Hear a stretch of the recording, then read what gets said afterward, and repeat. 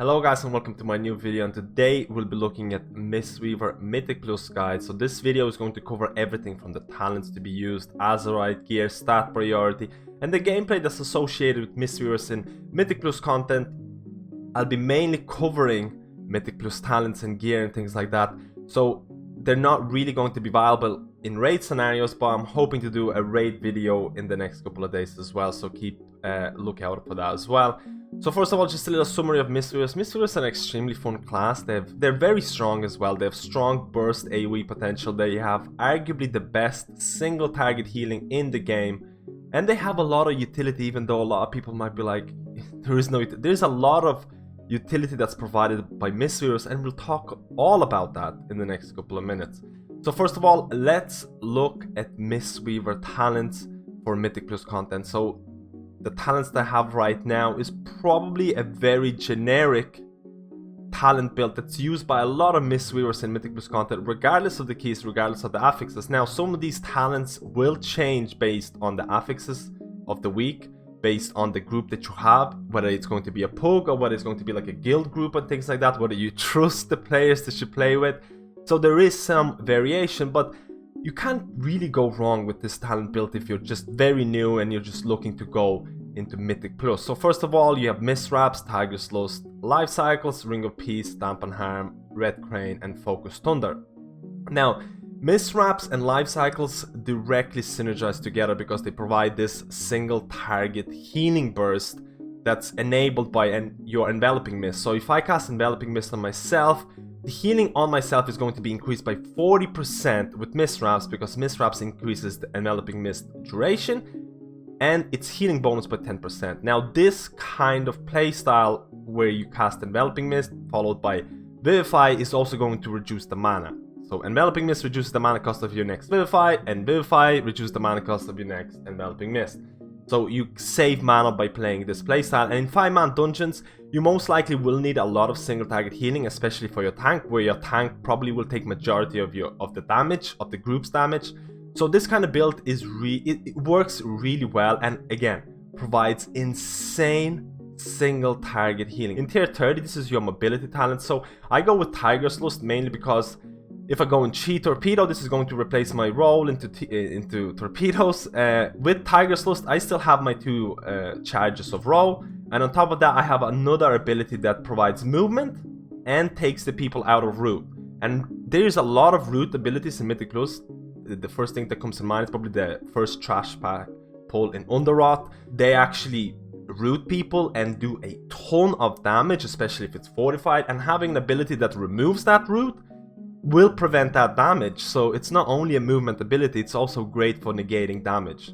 So keep that in mind. Tiger's Lust is really strong. I feel it's a really good choice. Now, tier 60 is Ring of Peace. It's one of those things that kind of make me angry when people say like Mistweavers don't have any utility. Ring of Peace is arguably the most versatile spell. It's so good.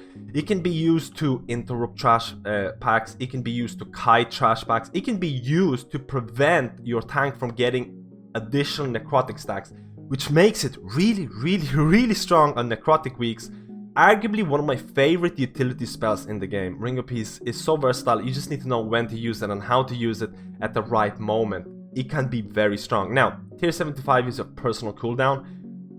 The no-brainer choice is the Dampen Harm, which reduces the damage taken by 20 to 50% for 10 seconds, depending on how large the hits are. Now, this is going to reduce all your damage taken. It's on 2-minute cooldown. So if you don't know what kind of damage is happening, whether it's going to be physical, whether it's going to be magical, you don't know, you'll just pick this and you just go with it. Now, diffuse magic is arguably better because it reduces magic damage you take by 60% for 6 seconds. It's 1.5-minute cooldown, but it's only magic damage. So if you're not sure whether it's going to be physical or magic, you just pick Dampen Harm. And if you know the dungeon is only gonna have magical damage happening, diffuse magic can be actually really strong. And in raiding scenarios in Uldir, majority of Mistweavers will be going with diffuse magic because a lot of the damage that happens to melee or ranged is magic, and this is shorter cooldown. But for 5-man dungeons, if you're not aware of the boss mechanics of the damage patterns, Dampen Harm is probably the no-brainer choice here. Now at tier 90, there is a lot of choices here. I consider the Red Crane, Jade Serpent statue to be very valid options here, depending on the affixes, depending on the dungeon. Now, Red Crane is just your 3-minute cooldown. You just press it and you just go about your business as usual. Doesn't require any additional thought. If you see people dipping low, if there's a lot of group damage and things like that, you just use it. It's a 3-minute cooldown. It's just an additional cooldown when you really need that extra healing. And Summon Jade statue is a bit different. So first of all, it provides more constant healing. So the way that I differentiate between the choices that I go with, let's say for a week, let's say for that terrible Mythic Plus week where it was fortified and teaming, and it seemed that every trash pack pull would require some sort of cooldown, would require as much healing as possible. I was actually going with Jade Serpent statue for that week just because I felt every trash pack pull required more constant healing, and statue can provide quite a lot of constant healing when needed, while Red Crane is one of those cooldowns where you know there's going to be a specific trash pack pull in a dungeon where there's going to be tons of AoE healing needed, and I'm gonna need this. That AoE healing might not happen every trash pack pull, it might happen every 5 minutes, every 3 minutes or whatever, and Red Crane can be really good. Now you have to keep in mind, if you do end up going with a Jade Serpent statue, that every time you're going to Soothing Mist someone, statue is going to also cast Soothing Mist or replicate Soothing Mist on that target. It's not infinite cast. So I have a weak aura, as you can see here, that tells me how long Jade Serpent statue's Soothing Mist is going to be cast on me. So if you end up not casting Soothing Mist that much, you might have to refresh it when it runs out. Having a weak aura like that can really help out in 5-man dungeons and raids as well, where Jade Serpent statue is very popular choice. So you see, it ran out and I have to recast my Soothing Mist. And you also have to keep in mind that the range of Jade Serpent statue is is quite big. But again, in terms of micromanagement, statue probably requires more management because you have to place it before every pull. Sometimes you might forget about it, things like that. A weak aura again is really strong here. In terms of tier 100 talent, probably Focus Thunder is the most obvious choice here. There has been a couple of talents that people have wondered about as well, but probably Focus Thunder, which means that you have Thunder Focus Tea now empowers your next 2 spells, is probably the most obvious and the most popular choice for 5-man dungeons. Mainly due to the fact that Renewing Mist in BfA has received 2 charges. So all of a sudden having Thunder Focus Tea to empower your next 2 spells works so well with your Renewing Mist, where you just press your Thunder Focus Tea and now you have 2 charges and you have 2 Renewing Mists, so you can place Renewing Mist that are much longer. Remember, Thunder Focus Tea makes your Renewing Mist 10 seconds longer, so all of a sudden you can just spread your Renewing Mist on the targets, on your party members. They're going to be extremely long, they're going to jump from target to target when they need healing and things like that. So it works and synergizes really well. On top of the fact that Thunder Focus Tea is very versatile in 5-man dungeons, where you can basically use it depending on the situation, but a lot of the times people will use it on Renewing Mists. And having 2 charges is really strong as well. Now a lot of people ask me whether Fist Weaving and Rising Mist is valid or a good choice in 5-mans or raids. At the moment, I feel it's relatively underpowered, and Rising Mist, I haven't seen many people using this in 5-mans or raid situations. I feel it needs some sort of buff in order to become more valid choice in 5-mans and raids. So right now, a lot of people will go with Focus Thunder for 5-man dungeons.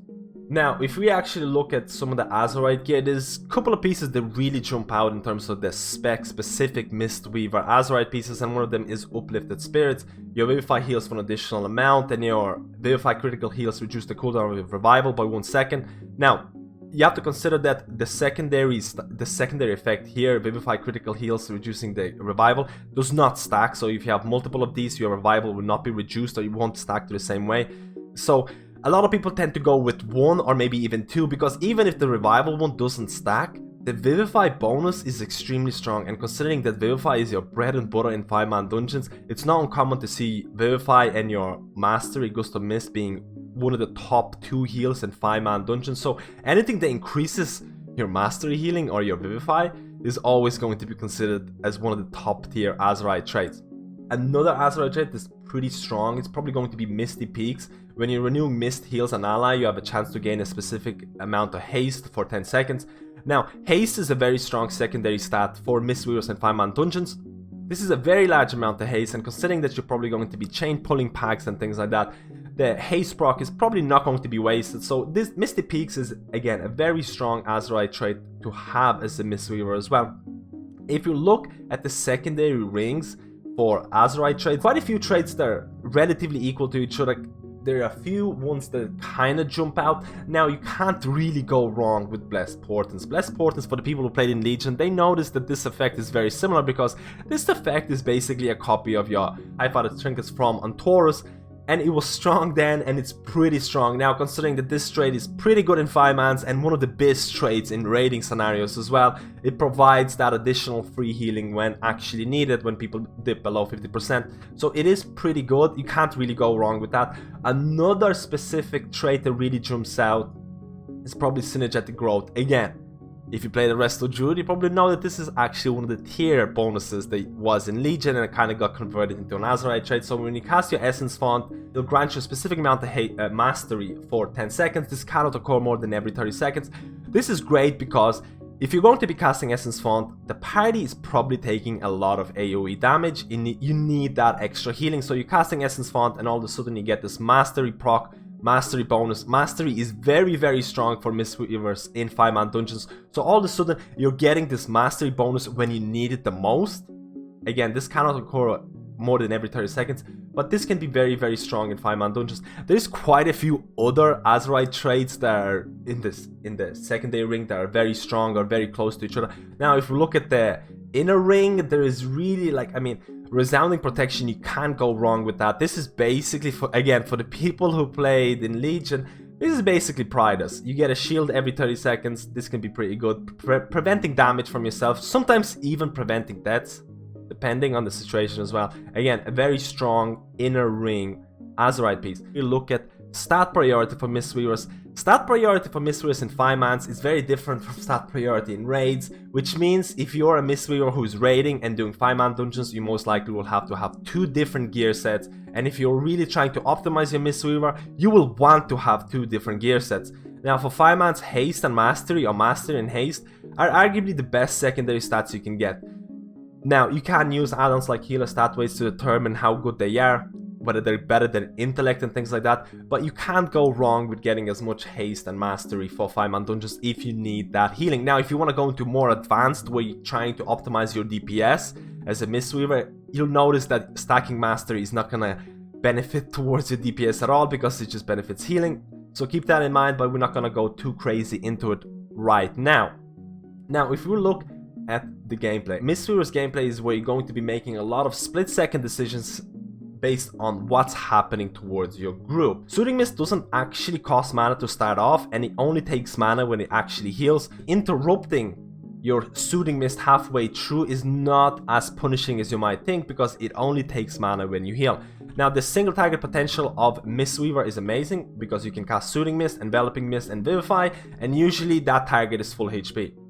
That's how strong Mistweaver's single target healing is, especially when you pair up with talents like Mist Wraps and Life Cycles. Now, let's look at utilizing your Mastery in 5-man dungeons, because Mastery can be a large portion of your healing in a 5-man content, so making sure how to make the best use of it is very, very important. Now, first of all, we read about Mastery. Renewing Mist, Enveloping Mist, and Vivify, and Soothing Mist to some extent will cause your Mastery to proc, which means it's going to heal on top of your heal. So if you're casting Vivify, there's also going to be a Mastery proc of 7,000. So on top of your Vivify healing, you also proc Mastery, which is going to be free healing basically. If I cast my Renewing Mist, it's also going to proc Mastery, which is going to heal for 7,079 again. So regardless of the spell that I use, or the spells that proc Mastery, it's going to heal for a specific amount based on how much of Mastery I have. So the more Mastery I have, the more that it heals for. And because in 5-man dungeons is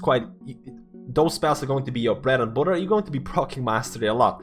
And this is where the fun bit comes in with Essence Font. Now, first of all, Essence Font is a strong AoE healing ability both in 5-mans and raid dungeons, and there's multiple ways of how to use it, but it has a very interesting interaction. Now, Essence Font is going to leave a hot on a target. That hot is going to heal the target, and it also is going to cause your Mastery to proc twice. So when I'm going to be casting my Essence Font, it's going to leave a hot, and if I cast my Vivify, Renewing Mist, Enveloping Mist, or Soothing Mist, and if it procs, it's going to heal, the Mastery is going to heal twice. So I'm casting Essence Font, it leaves a hot, have your grid kind of track it, And if I cast Vivify right now, you'll see that my mastery proc twice. So you see this 2 7,000 heals. So this is basically free healing from mastery because that target had Essence Font hot on them. If I do the same thing with Renewing Mist, it's going to proc mastery twice again. So this is the interesting interaction that a lot of Mistweavers might not be aware of and makes Essence Font an extremely strong spell. Now there are multiple ways to actually use this. For example, let's say you know that you're in a poke and everyone's taking a ton of damage. There's a lot of AoE damage happening. You're casting your first of all, you probably should have your Renewing Mist rolling already on targets. You're casting your Essence Font on the target, and you're not sure whether the hot or the Essence Font healing is going to keep people alive, because you need direct healing. You need that really, really strong healing straight away. So what a lot of people do when they're trying to optimize extreme healing potential is they cast their Essence Font and they interrupt the Essence Font cast when they know that this hot is placed on everyone in the party or the people that need healing. So they just cast Essence Font until everyone has that hot, and then they spam Vivify on them because they know Vivify is going to heal the target. It's going to proc mastery twice because the Essence Font hot is on them, and because you have your Renewing Mist rolling on the party, your Vivify is going to heal the primary target, and it's also going to heal the people that have Renewing Mist rolling on them. So a lot of people do use Thunder Focus Tea on Renewing Mist because it extends the duration, and it means there's going to be more splash healing available during those heavy situations. If you're running a normal dungeon and there's not that much AoE damage, or let's say the whole party is down to 50%, but you know there's nothing going on, you know that no one's gonna die because there is no more damage happening, the hardest bit is over, you can just cast your Essence Font and you can just let it channel, and you can just place your Renewing Mist and just go back to DPS. Because you know those hots are going to top everyone up, and you can maximize your time on the DPS, because doing damage as a healer, especially in BfA, considering that there's not that many one-shot mechanics, and it's more about how fast you can do the dungeon, how can you optimize the pulse, how much damage you can do as a healer as well is really, really important. So maximizing your time to DPS can be really, really beneficial towards a group. When should you be casting Soothing Mist and Vivify, which is one of the biggest problems that I've seen in a lot of Mistweavers. So again, another example. You saw 5 members of your group taking a ton of damage. You casting your Essence Font. You're making sure that they have the hot. And a lot of people get confused by the fact that I should be casting Soothing Mist into Vivify every time because it makes my Vivify instant cast. It's not always the truth. Majority of the spells will incur a global cooldown of 1.5 seconds. Soothing Mist will incur a global cooldown of 1 second, and when you cast Vivify, it's going to incur a global cooldown of 1.5 seconds. So if you need multiple targets to be healed, a lot of the times it's more beneficial to just cast Vivify and go to the next target, cast Vivify, go to the next target and cast Vivify. If the only time you really want to cast Soothing Mist into Vivify is when you know that target is going to require some additional healing beyond the first Vivify, is when you need that extra Soothing Mist ticking on them, when you need, for example, a tank that's going to take continuous damage. But if you need a lot of AoE healing and you're going to be healing multiple different targets, it's not always better to be casting Soothing Mist and Vivify because the global cooldown is going to be more of a penalty. But now, if you want to cast Enveloping Mist on anybody, because Enveloping Mist has a longer casting time than Vivify, it's always better to cast Soothing Mist into Enveloping Mist. It's always better. If you want to cast Enveloping Mist on any target, do it by casting Soothing Mist and Enveloping Mist. But if you want to cast Vivify on multiple targets, don't just Soothing Mist and Vivify. See if the target's gonna take continuous damage, see if you need to spread your Vivifies and things like that. So keep that in mind because it can be very, very important. Let's talk about some of the DPS aspects. Now, you'll notice that Thunder Focus Tea can also lower the cooldown of your Rising Sun Kick by 9 seconds, and DPS is a big portion. Now, Thunder Focus Tea is quite versatile. You don't always have to use it on Enveloping Mist, or sorry, on Renewing Mist. Let's say, for example, if you're doing a high tyrannical key and you're running out of mana, don't be scared about using it on Vivify to make it free. Don't be scared on using it on Enveloping Mist to immediately heal your tank. Thunder Focus Tea is very versatile and it's based on the situation that you need, but you can't go wrong with just casting it on casting on Renewing Mist as well.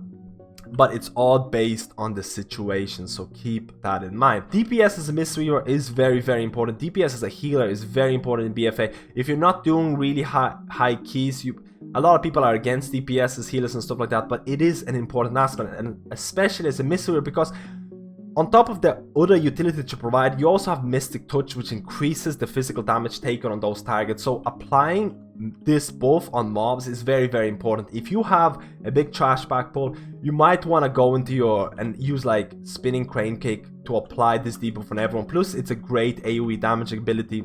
On top of that, because of the teachings of the monastery, which is basically your passive, target bomb causes your next blackout kick to strike an additional time, stacking up to 3 times. Blackout kick has 15 chance to reset the remaining cooldown of Rising Sun Kick. So Rising Sun Kick is an extremely good damaging ability, and you want to kind of, you know, use it as much as possible. But once you use your Rising Sun Kick, you can stack up your teachings of the monastery by using Tiger Palm 3 times and then using Blackout Kick and hoping that your Blackout Kick is going to reset your Rising Sun Kick. So you kind of want to make sure that you're using Rising Sun Kick, make sure that you're stacking up your teachings of the monastery, and then using it, like, you know, when there's quite a long cooldown left of Rising Sun Kick, hopefully getting that reset, and then using your Rising Sun Kick again and, you know, destroying those damage meters and things like that. A lot of people have asked me, how do I deal with mana? How do I run out mana more as a Mistweaver and things like that? Now, it seems that Mistweavers, if you don't pay attention, like I mentioned the playstyle of Essence Font and cancelling halfway through to use your Vivify. This kind of playstyle can lead to a lot of mana problems, so you have to be very careful about overusing your spells, using your spells when they're not needed and things like that. A lot of people will tell you that drinking between the pulls is very, very important, and making sure that you drink the right things is even more important. First of all, Conjured Mana Buns from Mage is arguably one of the best foods you can use right now that are, you know, relatively free. The Innkeeper food or the mana drinks are not as good as the Mage food, so always having this is going to give you, or at least it's going to reduce the downtime that you spend on drinking. A lot of the top end or people who do really high end Mythic Plus keys will end up using Sugar Crusted Fish Feast, which again was very, very popular in Legion, which it's not mainly for the stats. You gain 45 versatility, which is less than what you get with other food, but the fact is that you get this buff instantly, and it provides the most mana regen out there. You can get the full mana in like crazy amount of time. One of the best foods to use when in high dungeons where you need to drink between every trash back pull, or when you need to get mana really, really quickly. Now keep in mind, these are very, very expensive on certain realms, so you might not be able to use it all the time. If you don't have the gold or whatever, Mage food is the next best thing, along the lines with some of the Dark Moon Fair mana drinks as well. But this is one of the things that you can use as well to really optimize your mana regen, because you should be drinking between each pull, or at least you should be drinking when you're low, and this feast really allows you to get mana back really quickly. And you'll see a lot of top end Mythic players using this strat, especially for classes who tend to run out of mana quickly. Thank you for watching this guide. Let me know how you feel about this video, and I'll see you in my next guide.